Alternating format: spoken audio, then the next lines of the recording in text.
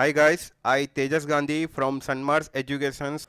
Today we learn the concept of resistance. Up to we have discussion on the basics of electricity. What do you mean by EMF? What do you mean by current? What do you mean by potential difference? Now let's today we learn the concept of resistance. Let's start the our session. What do you mean by resistance? Resistance, that means it is defined as the property of substance to resist the flow of current through it is called a resistance. resistance का मतलब क्या होता है? कोई भी material हो, हर material के अंदर कुछ ना कुछ एटम्स होते हैं और वो एटम्स की वजह से किसी भी बॉडी, जैसे आप मान लो कि वुड ले लो या तो कोई मेटल ले लो, कोई भी बॉडी ले लो, हर बॉडी के अंदर कुछ ना कुछ रेजिस्टेंस होते हैं. जैसे हमने पढ़ा था कि इलेक्ट्रॉन और प्रोटॉन्स, तो किसी भी बॉडी के अंदर पॉजिटिव आयंस भी होते हैं और नेगेटिव आयंस भी होते हैं. मतलब कि प्रोटॉन्स भी होते हैं और इलेक्ट्रॉन्स भी होते हैं. जैसे मान लो कि मेरे पास एक मेटल है, कॉपर वायर का बना हुआ है, और उस कॉपर वायर के अंदर मेजोरिटी इलेक्ट्रॉन्स होते हैं जो 90 टू 95% है और 5% पॉजिटिव आयंस है. तो वो पॉजिटिव आयंस क्या करते हैं? इलेक्ट्रॉन को रेजिस्ट करते हैं. रेजिस्ट मतलब कि वो अपोज करते हैं. सो उस वजह से जो इलेक्ट्रॉन जिस स्पीड से जा रहे हैं वो स्पीड को वो कंट्रोल कर रहे हैं. जैसे मान लो कि आप एक बाइक से जा रहे हो और इन बिटवीन आप किसी स्पीड से, जैसे मान लो 100 किलोमीटर की स्पीड से जा रहे हो बाइक के ऊपर, और इन बिटवीन कोई स्पीड ब्रेकर, तो आप क्या करोगे? आपकी बाइक की स्पीड को कंट्रोल करोगे और उस वजह से आपकी स्पीड क्या हो गई? 100 किलोमीटर से या तो 20 या 10 किलोमीटर आवर स्पीड हो जाती है. तो वैसे ही इस रेजिस्टेंस के अंदर है. रेजिस्टेंस क्या करता है? जो भी कंडक्टर के अंदर करंट या इलेक्ट्रॉन फ्लो होता है उसको रेजिस्ट करता है या तो ऑपोज करता है. Resistance is expressed in ohm, name after George Ohm. George Ohm ने इसके ऊपर डिस्कवर किया. तो रेजिस्टेंस हम का यूनिट होता है ओम. इसको हम अलग अलग तरीके से एक्सप्रेस कर सकते हैं. किलो ओम, जैसे 1000 ओम हो सकता है, मेगा ओम, 10⁶ ओम हो सकता है, और ऐसे मिली ओम और माइक्रो ओम भी होता है. तो magnitude of resistance is dictated by electric properties of the material and material geometry. तो रेजिस्टेंस मटेरियल के ऊपर और मटेरियल के जियोमेट्री के ऊपर भी डिपेंड करता है. किस तरह का मटेरियल है उसके ऊपर डिपेंड करता है. There are two types of register. One is variable. Variable register क्या होता है? वेरिएबल रेजिस्टर में ये जो आपने देखा है एरो इंडिकेशंस दिया है, वो इंडिकेट करता है कि आपकी रेजिस्टेंस की वैल्यू चेंज कर सकते हो.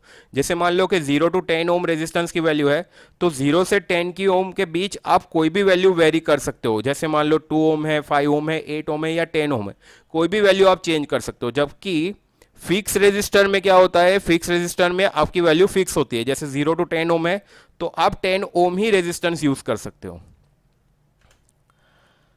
अब रेजिस्टर किसी भी मटेरियल के अंदर या किसी सब्सटेंस के अंदर कैसे जनरेट होता है? तो जैसे मैंने बात किया कि हम लेते हैं मेटल. मेटल में अगर कॉपर या एल्यूमिनियम मटेरियल लेते हैं तो मेजोरिटी इलेक्ट्रॉन्स होते हैं. तो किसी भी कंडक्टर को आप जब किसी एक्सटर्नल वोल्टेज सोर्स अप्लाई करते हो तो उस वोल्टेज सोर्स की वजह से उसके अंदर इलेक्ट्रॉन अपनी ऑर्बिट में से फ्रीली मूव करते हैं. तो वो इलेक्ट्रॉन एक एंड से दूसरे एंड की तरफ जाने की कोशिश करते हैं, मगर उस मटेरियल के अंदर कुछ ना कुछ प्रोटॉन्स होने की वजह से वो प्रोटॉन्स इलेक्ट्रॉन को रेजिस्ट करते हैं या तो कोलाइड करते हैं. तो कोलिजन्स की वजह से उस इलेक्ट्रॉन की जो स्पीड है वो अपनी स्पीड में डिक्रीज हो जाती है, वो स्पीड डिक्रीज हो जाती है. तो वो कुछ हद तक रेजिस्ट होने की वजह से इलेक्ट्रॉन की स्पीड कम हो जाए, तो जो इलेक्ट्रॉन की स्पीड कम हुई वही एक रेजिस्टेंस क्रिएट होता है. क्योंकि पॉजिटिव आयंस मतलब कि इलेक्ट्रॉन्स को वो रेजिस्ट कर रहा है, कोलाइड कर रहा है, तो वो एक ऑपोजिशन हुआ और उसी ऑपोजिशन को हम क्या बोलते हैं? रेजिस्टेंस बोलते हैं. जैसे हमने यहां लिखा है, व्हेन द वोल्टेज और potential difference is applied across the conductor, free electron start moving in the particular direction. Electron एक डायरेक्शन में जा रहा है, इन बिटवीन क्या हो रहा है? पॉजिटिव आयंस आ रहे हैं, उसको अपोज कर रहे हैं. ऑपोजिशंस की वजह से या तो कोलिजन्स की वजह से वो इलेक्ट्रॉन की स्पीड कम हो जाती है. और during the moment of this electron, during the moment this electron collide with the atoms. तो यहाँ पे इलेक्ट्रॉन्स का, फ्री इलेक्ट्रॉन्स का कोलिजन होता है atoms and molecules of the conductor, उस वजह से उसके अंदर रेजिस्टेंस क्रिएट होता है। द एटम्स और molecules create the obstructions in the flow of electron, this obstructions is called a resistance. जैसे यहां पे हमने एक एग्जांपल लिया है, जो फर्स्ट फिगर है इसके अंदर हमने एक कंटेनर लिया है, उस कंटेनर के अंदर हमने वाटर फिलअप किया है। तो ये जो वाटर फिलअप है वो वाटर फिलअप इंडिकेट करता है कि ये टोटल वोल्टेज या तो टोटल पोटेंशियल है इस कंटेनर के अंदर वाटर का।